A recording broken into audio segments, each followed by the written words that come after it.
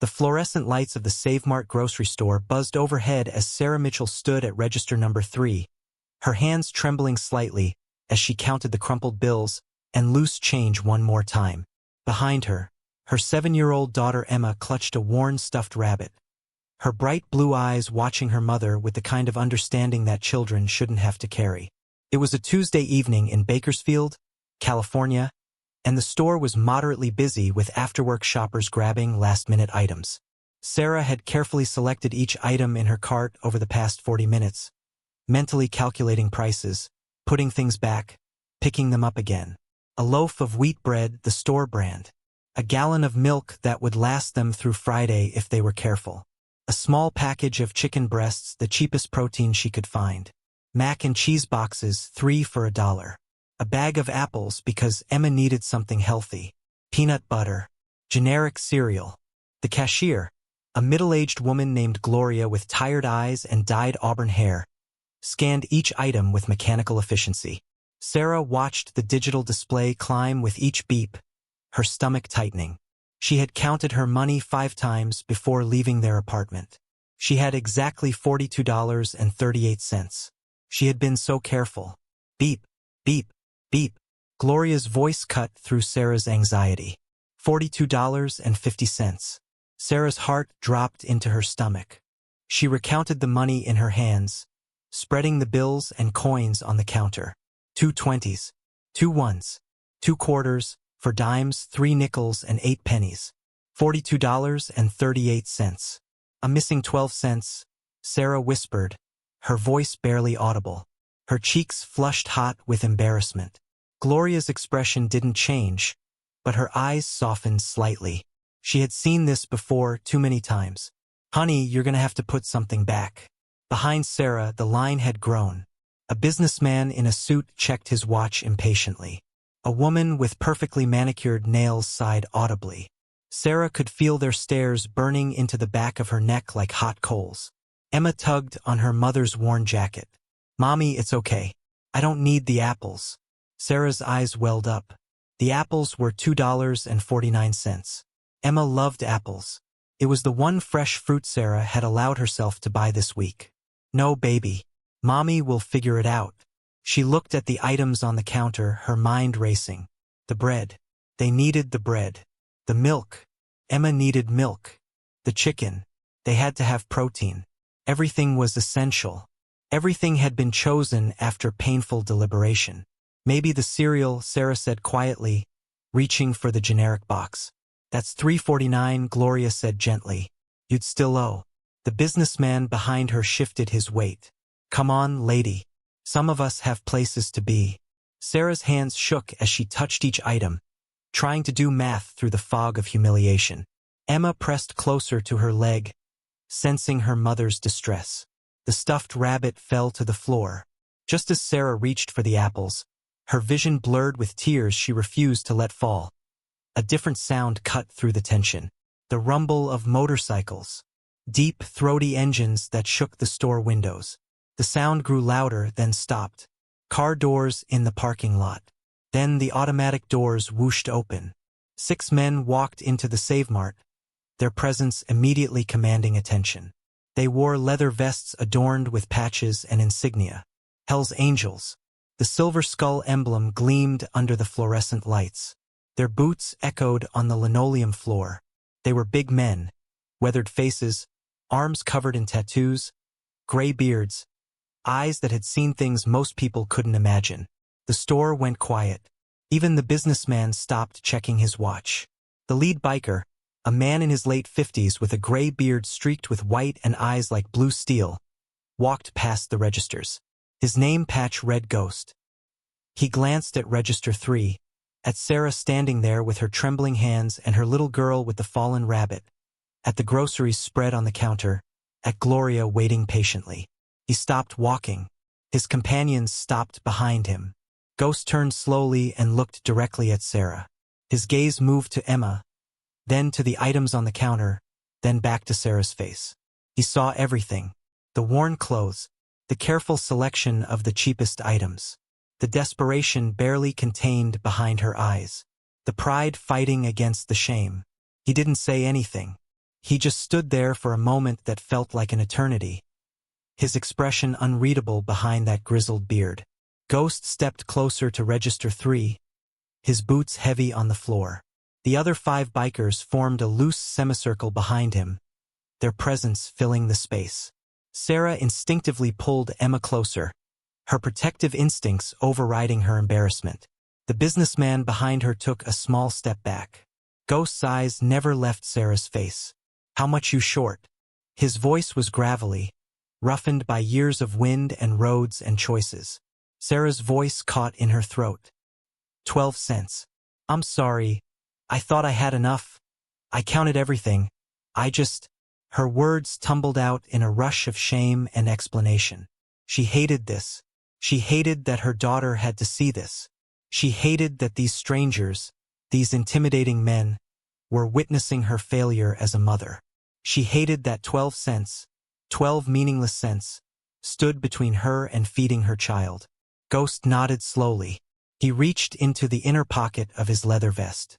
Sarah tensed, unsure what to expect. But he pulled out a worn leather wallet, cracked with age and use. Before he could open it, one of the other bikers, a heavy-set man with tank embroidered on his vest, stepped forward. "Wait." He turned to his brothers. The name patch read Tank in bold letters above a skull with wings. He looked at the other bikers, then back at the groceries on the counter. Something unspoken passed between them. Tank reached into his jacket pocket and pulled out a handful of change. Quarters, dimes, nickels, pennies. He placed them on the counter with a metallic clink. Another biker, younger but with the same weathered look, stepped up. His name was Gunnar. He emptied his pockets too. More coins scattered on the counter, mixing with Tank's contribution. One by one, the 6 Hells Angels reached into their leather jackets and pulled out whatever change they carried. The sound of coins hitting the counter filled the quiet store. Quarters from toll booths, dimes from gas stations, nickels and pennies forgotten in pockets and vest linings. Gloria watched with wide eyes, her hand frozen over the register. The businessman stood completely still. The woman with the manicured nails had stopped sighing. Sarah stared at the growing pile of coins, her throat tight. "No," she whispered. "You don't have to. I can put something back, really, it's okay." Ghost looked at her with those steel blue eyes. "Already done," he said simply. Emma tugged her mother's jacket again, whispering, "Mommy, they're helping us." A biker with gray temples and kind eyes, whose patch read Preacher, smiled at Emma. He pulled out a small handful of coins and knelt down to her level, holding them out. "You want to help count these, little miss?" Emma looked up at Sarah, who could barely see through the tears now pooling in her eyes. Emma looked up at her mother, seeking permission. Sarah nodded, unable to speak, and Emma carefully took the coins from Preacher's calloused hand. The little girl's fingers worked through the quarters and dimes, counting quietly under her breath, while the massive biker watched with unexpected gentleness. Gloria began counting the pile of change on the counter. Her fingers moved quickly, sorting the coins into neat stacks. The metallic clicks were the only sound in the store beyond Emma's whispered counting. Sarah watched, frozen in a moment between humiliation and something she couldn't quite name. These men, these rough-looking bikers who society had taught her to fear, were pooling their pocket change for a stranger. For her. For Emma. "That's $4.73, Gloria announced, looking up with moisture in her own eyes. Ghost nodded. "Keep the change." He looked at Sarah directly. "Buy your girl something extra next time." Sarah's carefully constructed composure shattered. A sob escaped before she could stop it. She covered her mouth with her hand, trying to hold it together, but the kindness had broken through every wall she had built to survive. I don't know how to thank you." Tank, the heavy-set biker, shrugged his massive shoulders. "We've all been down on our luck, ma'am. Ain't no shame in needing help." Gunnar added, "My old lady raised 3 kids on her own for a while. Toughest woman I ever knew." He looked at Sarah with respect. "Takes strength to do what you're doing. If you're watching this and feeling something right now, don't go anywhere. Subscribe to the channel because what happens next is going to restore your faith in humanity." Sometimes help comes from the most unexpected places. Gloria bagged the groceries carefully, placing the apples on top so they wouldn't bruise. She handed the bags to Sarah, then surprised everyone by reaching under the counter and pulling out a small chocolate bar, the kind they kept by the register. She slipped it into Emma's hand. "This one's from me, sweetheart." Emma's face lit up with pure joy. "Thank you." She clutched the chocolate bar like treasure. Sarah took the bags, her hands still shaking but for different reasons now. "Thank you," she managed to say, looking at each of the bikers. "Thank you so much. I'll pay it forward, I promise." Ghost's weathered face softened just slightly. "Just take care of that little girl. That's payment enough." The bikers began to move away toward the aisles to do their own shopping, their boots echoing on the floor. But Preacher paused, turning back. He pulled a card from his wallet and handed it to Sarah. It had a phone number and an address. "Bakersfield Community Center, Thursdays at 6. We run a food program. No judgment, no paperwork. Just food for families who need it." Sarah stared at the card, then at the kind eyes of the gray-templed biker. Sarah held the card like a lifeline, reading the address over and over. "Bakersfield Community Center, Thursdays at 6. Her pride whispered that she didn't need charity, but Emma's small hand in hers reminded her that pride was a luxury she couldn't afford. "We'll be there," Sarah said, her voice stronger now. "Thursday." Preacher nodded, a small smile crossing his weathered face. "Good. Bring your girl. There's other kids too. They play while parents get what they need." As the bikers dispersed through the store, Ghost paused at the end of the aisle. He looked back at Sarah one more time, something working behind those blue steel eyes. Then he walked back, his deliberate steps drawing her attention. "You work?" he asked directly, no judgment in his tone. Sarah nodded quickly. "2 jobs. I clean offices at night, and I work at the diner on weekends. But daycare costs." Her voice trailed off. The math never quite worked. Every dollar she earned seemed to disappear before she could catch her breath. Ghost exchanged a glance with Tank, who had circled back. "What kind of offices?" "Administrative buildings downtown. Medical offices on 5th Street. "Why?" Tank spoke up. "My sister runs a cleaning company. Commercial contracts, good pay, daytime hours.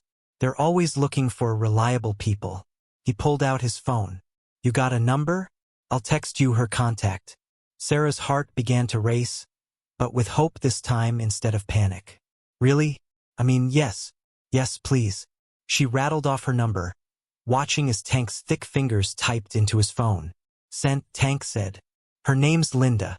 Tell her Tank sent you. She'll take care of you." Gloria, who had been watching everything unfold, leaned over the counter. "Honey, I don't mean to pry, but you said you need daycare. My daughter runs a home daycare 2 blocks from here. She charges half what those corporate places do, and she's got openings." Sarah felt dizzy. In the span of 10 minutes, her entire world had shifted. The businessman who had been so impatient earlier stepped forward. His expression completely changed. He pulled out his wallet and handed Sarah a $20 bill. "For the little one. Buy her something she wants, not just what she needs."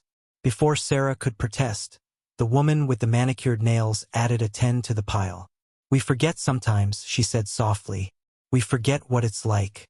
Emma tugged her mother's jacket, her eyes wide with wonder. "Mommy, are these angels?"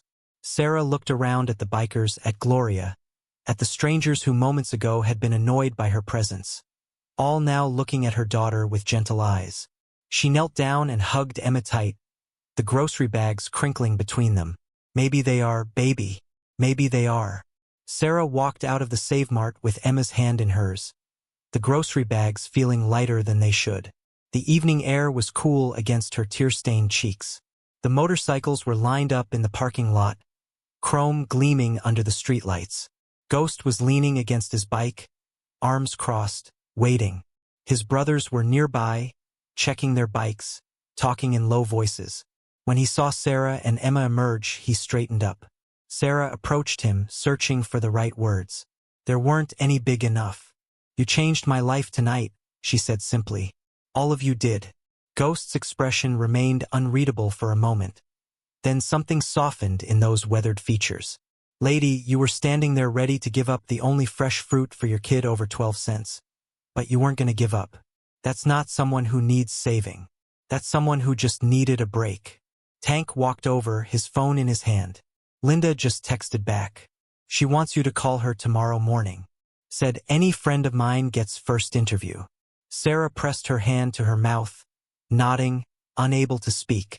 Preacher joined them, Emma still clutching the chocolate bar he had helped her count coins for. You know why we stopped? He asked Sarah. His voice was gentle despite its roughness. Because we've all been broken at some point. Every single one of us. And somebody stopped for us too. Maybe it was someone who pulled us out of a ditch. Maybe someone who gave us a second chance when we didn't deserve it. Maybe someone who just saw us when we were invisible. He pressed the patch into Emma's small hand. You keep this. And when things get hard, you remember that there are good people everywhere. Sometimes they just look different than you expect. Emma threw her arms around Ghost's neck, and this big, grizzled biker, this man who had probably seen and done things that would make others flinch, hugged her back with surprising gentleness. Sarah watched through fresh tears as each biker said goodbye to Emma, each one with a kind word or a gentle smile. These men who society had labeled as dangerous had just shown more humanity than she had experienced in months. As the motorcycles roared to life, Ghost gave Sarah one last nod. See you Thursday. 18 months later, Sarah pulled into the parking lot of the Bakersfield Community Center in a used Honda Civic that ran reliably. It wasn't fancy, but it was hers, paid for with money she had saved from her new job at Linda's cleaning company. The daytime hours meant she could tuck Emma into bed every night, read her stories, be present in ways she had only dreamed about during those desperate months. Emma, now almost 9, unbuckled herself from the back seat. She wore a small denim jacket, and pinned to the front was the angel wings patch Ghost had given her that Tuesday evening at Save Mart. She never went anywhere without it. They walked into the community center where volunteers were setting up for the Thursday evening food program. Sarah wasn't here to receive anymore. She was here to give. Over there, honey. Sarah directed Emma toward the children's area, where other kids were already playing. Emma ran off, her laughter echoing in the space. Sarah joined the other volunteers at the tables, beginning to sort through donations. She had been volunteering here every Thursday for the past year, the way Preacher had suggested, paying it forward, just as she had promised. The rumble of motorcycles outside announced the arrival of the Hells Angels. They came every Thursday, delivering food donations, helping set up, staying to serve meals to families who needed them. The roar of engines had become the sound of hope. Ghost walked in first, his gray beard a little longer now, his eyes finding Sarah immediately.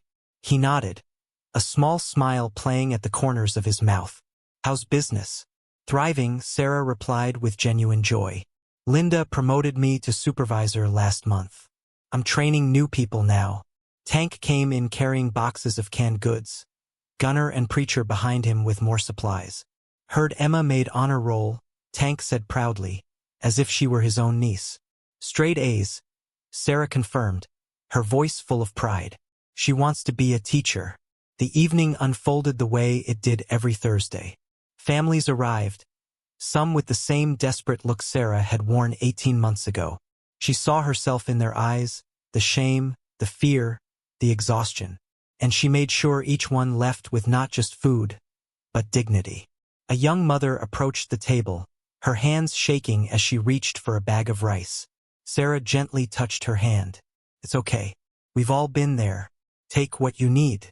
As the evening wound down and families filtered out with full bags and fuller hearts, Sarah stood with Ghost, Tank, Preacher, and Gunner, watching Emma play with the other children. 12 cents, Sarah said quietly. That's all it took to change everything. Ghost shook his head. Wasn't the 12 cents. It was you being brave enough to stand there and try. We just reminded you that you weren't alone. Thank you for watching this story all the way to the end. If it touched your heart, hit that like button and subscribe to the channel. Drop a comment below telling us about a time someone helped you when you needed it most, or share what kind of stories you want to see next. Sometimes the smallest acts of kindness create the biggest ripples. Remember, we're all just 12 cents away from needing help, and we're all capable of being someone's angel. See you in the next one.